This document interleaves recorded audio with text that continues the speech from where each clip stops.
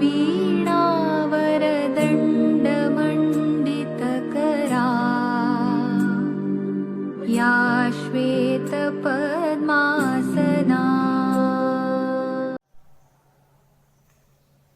नमस्कार विद्यार्थी मित्रों, ધોરણ 11 વિષય ગુજરાતી એકમ એમ ઉગાર્યો ચંદ્રહાસ। તઈ જેના લેખક છે પ્રેમાનંદ અને પ્રકાર છે આખ્યાનખંડ। તઈ આપણે પ્રેમાનંદનો આપણે પરિચય મેળવી લઈએ। તો પ્રેમાનંદનો જન્મ વડોદરા શહેરમાં થયો હતો। પિતાનું નામ કૃષ્ણરાય ભટ્ટ હતું। કથાકાર તરીકે પોતાનો કૌટુંબિક વ્યવસાય કરી અને પોતાનો ગુજરાત ચલાવતા હતા। વ્યવસાય અર્થે તેઓ સુરત અને નંદનબાર પણ ગયા હતા। અહીં માન ઉપર હાથથી જે તાલ આપી અને જે કંઈ સાહિત્ય પીરસવાનું હોય તો એ પોતાની આબેહૂબ કલા દ્વારા એ લોકોને એ પીરસતા હતા। અહીં ઓખા હરણ, અભિમન્યુ આખ્યાન, સુદામા ચરિત્ર, ચંદ્રહાસ આખ્યાન, મામેરો, નળાખ્યાન, રણયજ્ઞ, દસમ સ્કંદ જેવી કૃતિઓ રચી પ્રેમાનંદે ગુજરાતી સાહિત્યમાં પોતાની જે છબી, પોતાનું જે સ્થાન એક જે ગુજરાતી સાહિત્યમાં સારું એવું પ્રદાન કરેલું છે। અહીં આપણે એમ ઉગાર્યો ચંદ્રહાસ આખ્યાનખંડની જે આપણે વાત કરીએ તો એના વિષય વસ્તુને આપણે સમજી લઈએ। તઈ પૃષ્ઠબુદ્ધિ, ચંદ્રહાસ અને વિષયા આ ત્રણે જેના પાત્રો છે। તઈ પૃષ્ઠબુદ્ધિ ચંદ્રહાસ જાણે કે મરી ગયો છે એમ માની અહીં પ્રેમાનંદે પોતાના ચંદ્રહાસ આખ્યાનમાં 15મા કડવામાં ચંદ્રહાસનું જે પાત્ર આવે છે તો ચંદ્રહાસ મૃત્યુ પામે નથી, પરંતુ જીવતો છે। એની જે પૃષ્ઠબુદ્ધિ પ્રધાનને જાણ થાય છે ત્યારે તે ચંદ્રહાસને મારી નાખવાની એક યોજના જે બનાવે છે। એ ચંદ્રહાસ સાથે જ પોતાના પુત્ર મદને એક પત્ર મોકલે છે। એમાં ચંદ્રહાસને વિષ આપીને, વિષ એટલે કે ઝેર આપીને જે મારી નાખવાનું જે જણાવે છે। પરંતુ આપણે કહેવત છે કે રામ રાખે તેણે કોણ ચાખે। આ એક આપણે ગુજરાતી જે ભાષામાં કહેવત છે કે રામ રાખે તેણે કોણ ચાખે। તો ચંદ્રહાસ કૌતુકપુરના પાદરમાં આવીને વિશ્રામ કરી રહ્યો છે। એવામાં દુષ્ટબુદ્ધિની પુત્રી જેનું નામ છે વિષયા એ પોતાની સખીઓ સાથે એ ઉપવનમાં ત્યાં આવી પહોંચે છે।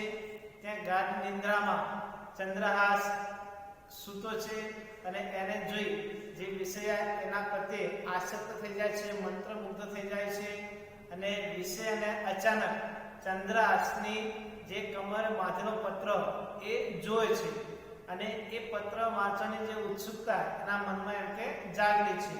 એટલે હળવેકથી એ પત્ર લઈ અને એ પત્ર વાંચતાની સાથે વિષયા પિતાનું જે તરકટ, જે નાટક એમ કે જાણી જાય છે ને કોઠાસૂઝ ધરાવતી જે વિષયા પોતાની સમય સૂચકતાને વાપરી તરત જ પોતાની એક આંખનું જે કાજલ લઈ અને બીજી આંખની અંદરથી પાણી લઈ અને તણખલાથી જે પત્રની અંદર જે વિષ લખેલું છે તો એ વિષની અંદર કયા શબ્દો ઉમેરી દે છે અને વિષયા આ પ્રમાણે લખી અને ચંદ્રહાસને મોતના મુખમાંથી એ ઉગારે છે।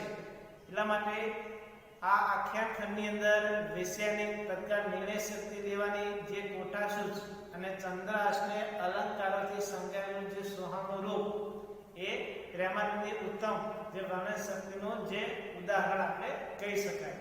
તો વિષય વસ્તુને આપણે જે વિસ્તારથી આપણે જોઈ લઈએ। વિષયાએ વિમાસી જોયું તો વિષયાએ વિચાર કર્યો। વિષયાએ વિચાર કર્યો એ પુરુષને હું નરખું, તો એ પુરુષને હું નરખું એટલે કે જોવું એમ, એ પુરુષને હું તારીને જો। અહીં આપણે શબ્દ છે એક તળપદાના હાથમાં લઈશું। કઈ નરખું શબ્દ છે તો જેને આપણે નિરખી શબ્દ લઈશું. નિરખીને જોવે. વિષયાએ વિચાર કર્યો એ પુરુષને ધારીને જોવે છે. અન્ય પશુ પક્ષીને માનો નથી કોઈ ત્યાં સરસ્યું.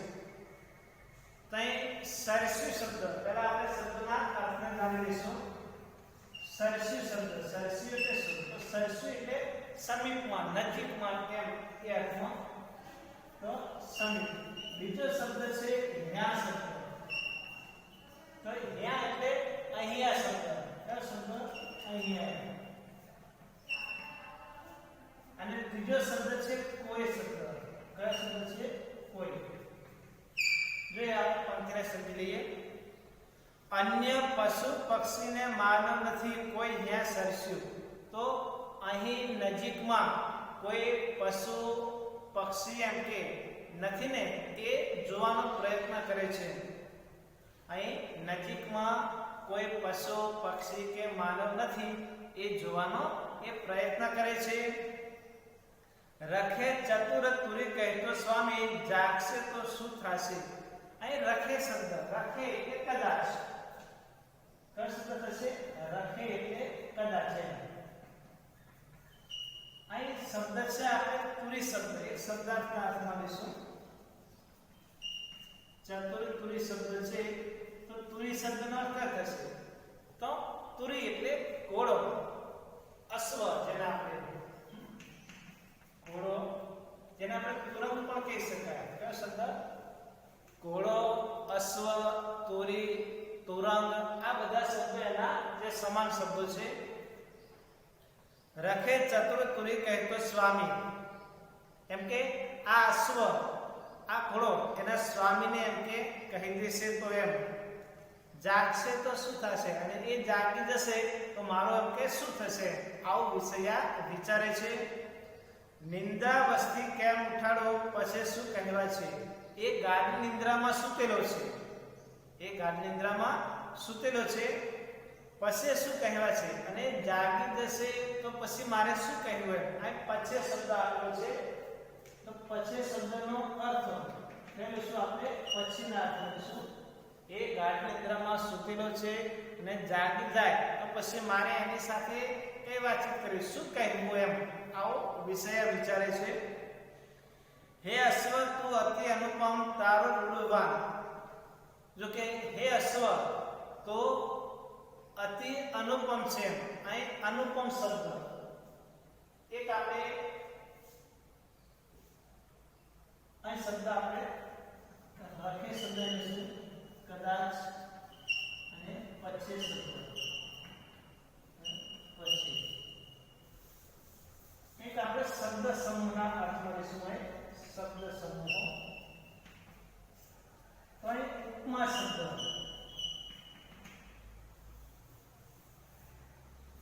અનુપમ શબ્દ છે. અનુપમ તો અનુપમ એટલે શું? જેને ઉપમા ન આપી શકાય તેવું. પરીક્ષામાં પૂછાયેલો શબ્દ છે. જેની ઉપમા ન આપી શકાય તેવું. જેની ઉપમા ન આપી શકાય તેવું અનુપમ એમ. જો હે અશ્વ તો અતિ અનુપમ તારું રૂડવાન, કે હે અશ્વ તો અતિ અનુપમ છે કે તારી ઉપમા આપી શકાય એવી નથી એમ. વાન શબ્દ, વાન એટલે રંગના અર્થમાં શબ્દ લેવામાં આવ્યો છે. તારો જે વાન છે, તારો જે રંગ જે છે એ રૂડો છે એટલે સુંદર છે એ અર્થમાં. માગીરે લઉં છું હું માનીને રખે કરતો સ્વામીને જાણ. જો અહીં માગીરે લેઉં છું હું માનીને તો તારી પાસે હું માગી લઉં છું એમ. તારી પાસે હું માગી લઉં છું. રખે કરતો સ્વામીને જાણ, તું એમ કે જે તારા સ્વામીને એમ કે જાણ કરતો એમ. તું તારા સ્વામીને જાણ કરતો એમ. શું શબ્દ આપણે રખે કરતો સ્વામીને જાણ, તો તારા એમ કે સ્વામીને મારી એમ કે જાણ કરતો. તારે રત્ન જડિત મુખ મોરડો. જો તારે જે રત્ન જડિત એ મુખ મોરડો છે. એ મુખ મોરડો શબ્દ આપણે એક જે શબ્દ સમૂહના અર્થમાં લઈશું આપણે મુખ મોરડો. તો મુખ મોરડો આપણે કોને કહેશું? તો પશુના મોઢે બાંધવાનો જે દોરડાનો ગાળિયો, પશુના મોઢે બાંધવાનો દોરડાનો ગાળિયો, જેને આપણે મુખ મોરડો કહેશું. પશુના મોઢે બાંધવાનો દોરડાનો ગાળિયો, તો જેને આપણે મુખ મોરડો કહેશું. તો શું કહે છે કે તારો જે મુખ મોરડો જે છે એ રત્નજડિત છે. ઉદયાચળ ઉપયોગ બાણ અને ઉદયાચળ શબ્દ જે આપણે મેરુ પર્વતના અર્થમાં અહીં ઉદયાચળ શબ્દ જે આપણે મેરુ પર્વતના અર્થમાં લઈશું. અને બાણ શબ્દ આપણો છે. કયો શબ્દ? બાણ. તો બાણ એટલે સૂર્ય, જેને આપણે આદિત્ય, ભાનો, માર્કંડ એવા નામથી પણ ઓળખી શકાય.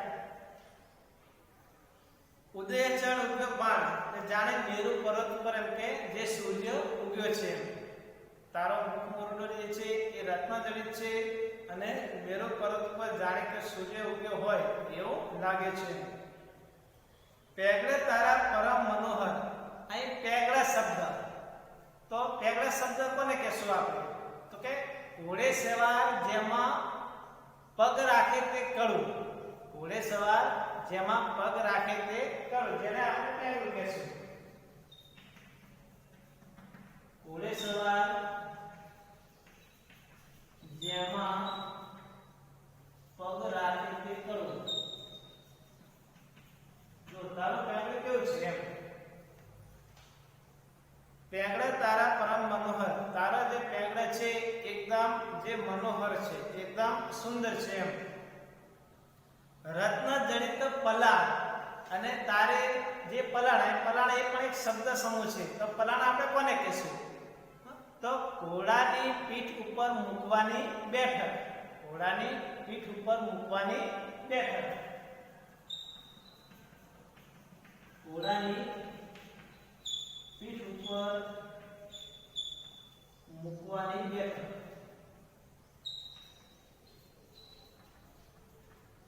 જેને આપણે પલાણ કહેશું.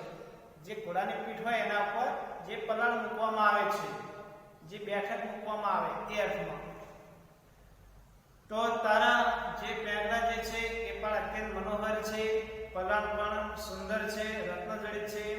એવું કહેતી ચાલી ચતુરા ચંચળ નયને જોઈ. એ નયન શબ્દ એટલે કે આંખ એમ. તો એવા ચંચળ આંખથી આ જે ચતુરા જે વિષયના અર્થમાં લીધું છે, તો કે એ વિષયા એવું કહીને ચાલે છે.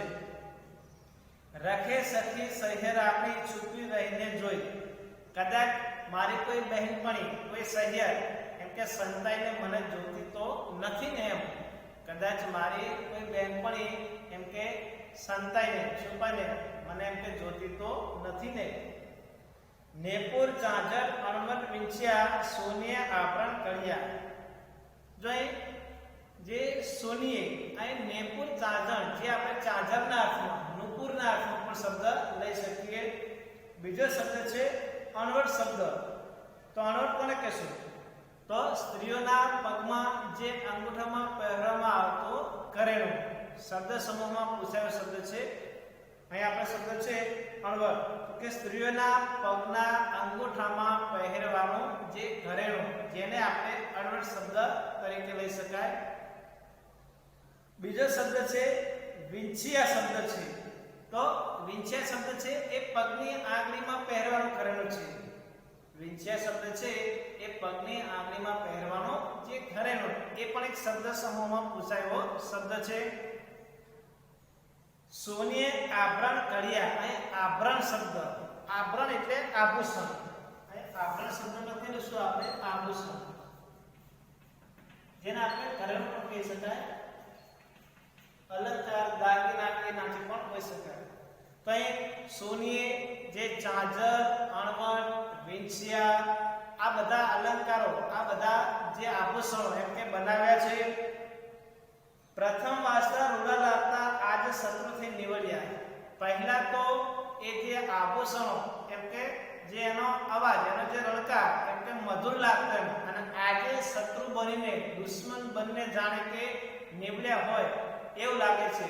તો કહેવાનો મતલબ કે ચંદ્રહાર જે સૂતો છે તો એ ચતુરા કે વિષય જો એની પાસે જાય તો આભૂષણથી એના જે દાગના પગમાં છે એના અવાજથી જો કંઈક દાગી જાય તો એટલે પહેલા તો એ આભૂષણો એના માટે મધુર લાગતા હતા અને આજે જાણે કે દુશ્મન બની ગયા હોય એવું વિષયાને લાગે છે. એવું કહી મન રટ કરે ચાલે ચાદર ઊંચા ચડાવી. આમ આવું કહી એ મનને દઢ રાખી અને પોતાના જે ચાદર છે એ ચાદરને સહેજ ઊંચા ચડાવી અને એની પાસે જાય છે. મરમેડ ભરતી ડગ જેમ જળમાં બગ એમ શ્યામા સમીપે આવે. અહીં બગલો જેમ પાણીમાં ધીમેથી જે ડગલું પડતો હોય છે એમ અહીં વિષયા પણ ચંદ્રહાસની પાસે એકદમ ધીમે ડગલે એમ કે જઈ રહી છે, ધીમા ડગલે ચાલી રહી છે. ચંદ્રહાસની પાસે અતિ ઉલ્લાસે હરિવદની હરખે બેઠી. જો અહીં ચંદ્રવશની પાસે અતિ ઉલ્લાસે હરિવદની, અહીં હરિવદની એ પણ એક આપણો શબ્દ સમૂહ છે કે હરિવદની કોને કહેશું? ચંદ્રના મુખ જેવી, ચંદ્રના મુખ જેવી જેને આપણે હરિવદની, જેનું મુખ ચંદ્ર જેવું છે એને આપણે હરિવદની કહી શકાય. એ પણ એક શબ્દ સમૂહના અર્થમાં આપણે લઈશું. તો અહીં ચંદ્રહાસની પાસે એકદમ આનંદિત થઈ, અતિ ઉલ્લાસ થઈ અને એની પાસે એમ કે જે હરખ આનંદથી એની પાસે બેસે છે. મધ શ્વાસ લાગે સાધુ જાગે ચિંતાને ચિત્તમાં પેઠી. મધ શબ્દ, મધ એટલે કે મારા, અહીં મધ શબ્દ જે મારા અર્થમાં લઈશું એમ કે મારા શ્વાસના તબકારથી એમ અથવા તો મારા શ્વાસથી જો સ્વામી જાગી જશે તો એવી ચિંતા એના મનમાં પેઠી છે. જો વિષયને કઈ ચિંતા છે કે મારા શ્વાસના જે તબકારથી અવાજથી જો ચંદ્રહાસ જાગી જશે તો આવી ચિંતા એના મનમાં પેઠી છે. રખે કો દેખે સૈયર મુજબ પેખે એમ દ્રષ્ટિ રાખતી આવી. જો અહીં રખે કો દેખે સૈયર મુજબ પેખે, કદાચ મારી કોઈ બહેનપણી એમ કે જુએ તો, અહીં પેખે શબ્દ, પેખે એટલે જુએ. જો કોઈ બહેનપણી એમ કે મને જોવે તો એમ દ્રષ્ટિ રાખતી આવી તો એમ કોઈની નજર ન પડે એ રીતે પોતાની દ્રષ્ટિ રાખીને એમ કે જે બેઠી છે. અહીં દ્રષ્ટિ આડી રાખવી એક આપણો જે રૂઢિપ્રયોગ છે. અહીં શબ્દ છે આપણે દ્રષ્ટિ આડી રાખવી, એક રૂઢિપ્રયોગના અર્થમાં લઈશું. અહીં દ્રષ્ટિ આડી રાખવી તો એનો અર્થ થશે નજરે ન ચડવું, નજરે ન ચડવું અથવા તો નજરે ન પડવું, કોઈ પણ શબ્દ આપણે લઈ શકાય. તો આ રીતે પોતાની દ્રષ્ટિ આડી રાખી અને એ બેઠી છે. પછી પીછોડી પરી કરે જોયું વદન ઉઘાડી.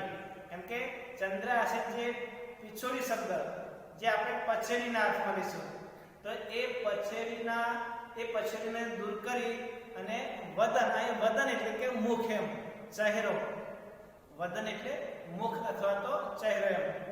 પછે શબ્દ એટલે પછીના અર્થમાં પછે પીછોડી પરી કરીને જોયું વદન ઉઘાડી. પછી એમ કે પછેડીને દૂર કરીને, અહીં પરે કરીને એટલે કે દૂર કરીને એ ચંદ્રહાસનું મુખ, એનો ચહેરો એમ કે જોવે છે. નખ શિખા લગી ચંદ્રહાસને જોતી નયણે નિરખી. જઈ એ પોતાની આંખોથી એ ચંદ્રહાસને નખશિખ એ પણ શબ્દ સમૂહ છે. પગથી છેક માથા સુધી, પગથી માથા સુધી જેને આપણે નખશિખ કહીશું. તો વિષયા પોતાની આંખોથી એ ચંદ્રહાસને છેક પગથી કરી અને પોતાના જે ચંદ્રહાસના કે માથા સુધી એ જોવે છે. હરિભક્તને દેખી હરિવદની હૈયામાં ઘણો હરખી. તો આ ચંદ્રહાસને જોઈ એ વિષયા એ હૃદયમાં એને આનંદ થતો હોય એવું જોવા મળે છે, પોતાના હૈયામાં હરખાય છે. આકાશે અભ્ર અડકું થાય ચંદ્રબિંબ દિશે જેવું. જેમ આકાશે અભ્ર અડગું થાય અભ્ર શબ્દ, તો અભ્ર શબ્દનો અર્થ થશે તો અભ્ર એટલે જે આપણે વાદળ નાખીશું, જેમ આકાશમાંથી વાદળો થોડા દૂર થાય એમ, આકાશમાંથી વાદળ એમ કે દૂર થાય, ચંદ્રબિંબ દિશે જેવું, અને ચંદ્રનું જે પ્રતિબિંબ દેખાય એમ, ચંદ્રનો જેમ પ્રતિબિંબ દેખાય એમ, ત્યાં પીછોડી પરી કીધે, એમ પછડીને દૂર કરીને, મુખ કલી કુંવરનો તેવ, અહીં કે ચંદ્રહાસનું જે મુખ કેવું હતું, ચંદ્ર જેવું એમ, અહીં જેમ આકાશમાંથી વાદળો દૂર થાય અને ચંદ્રનો પ્રતિબિંબ દેખાય એ પ્રમાણે પછડીને દૂર કરી અને એ ચંદ્રહાસનું મુખ જે છે એ ચંદ્ર જેવું એને દેખાય છે. અહીં ચંદ્ર શબ્દ કે જેનો આપણે સમાન શબ્દ જેને સુધાંશુ, શશી એવા નામથી પણ ઓળખવામાં આવે છે. તો અહીં વિદ્યાર્થી મિત્રો આપણે આજના વિષય વસ્તુમાં આપણે ગૃહકાર્ય તરીકે તમારે ગુજરાતી વિષયના ચોપડામાં શબ્દાર્થ, રૂઢિપ્રયોગો, શબ્દ સમૂહો એ આપણે લખવાના છે અને આગળના વિષય વસ્તુની ચર્ચા આપણે નવા વિડીયોમાં કરીશું. અસ્તો ભારત માતા કી જય.